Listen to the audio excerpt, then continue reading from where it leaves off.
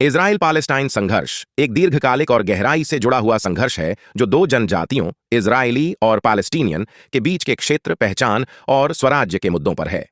इस संघर्ष की शुरुआत ऐतिहासिक, राजनीतिक और धार्मिक पहलुओं से हुई है और इसकी जड़ें आधुनिक युग की शुरुआत में हैं।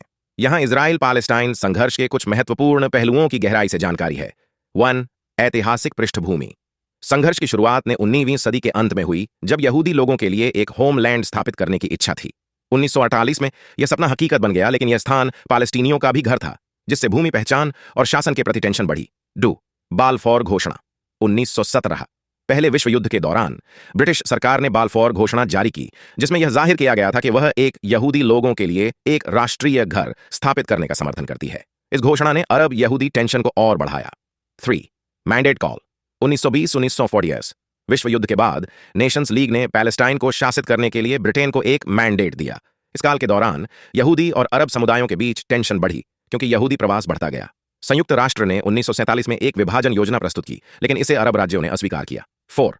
इजराइल का निर्माण। 1948 में इजराइल ने स्वतंत्रता की घोषणा की, जिससे पहले अरब इजरायली युद्ध हुआ।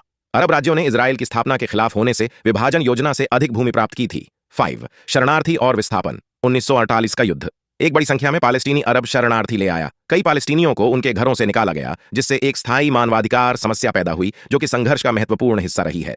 6. 6 दिन की युद्ध।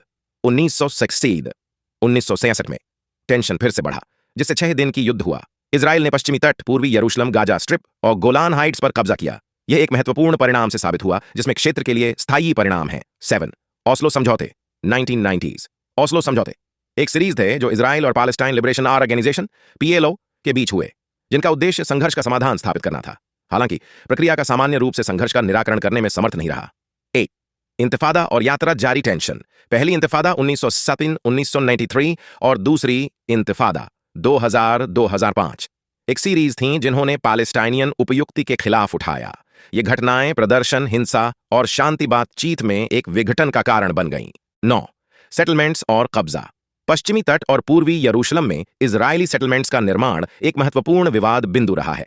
पैलेस्टाइनियों को ये सेटलमेंट्स अवैध और भविष्य में पैलेस्टीनी राज्य की स्थापना के लिए एक बड़ी बाधा मानते हैं। 10. गाजा स्ट्रिप और हमास। गाजा स्ट्रिप, जिसे पैलेस्टीनियन समूह हमास कब्जे में है, इस संघर्ष का मुख्य बिंदु रहा है। इसराइल और हमास ने कई संघर्षों, सैन्य परिचर्चाओं और टकरावों में हिस्सा लिया है, जिससे क्षेत्र में मानवीय चुनौतियों में वृद्धि हुई है।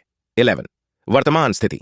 संघर्ष आज भी इजरायली और पैलेस्टीनियनों के दैनिक जीवन को प्रभावित करता है। यरूशलेम की स्थिति, पैलेस्टीनी शरणार्थियों का अधिकार और एक संघर्ष रहित पैलेस्टीनी राज्य की स्थापना जैसे मुद्दे आगे बढ़ते हैं।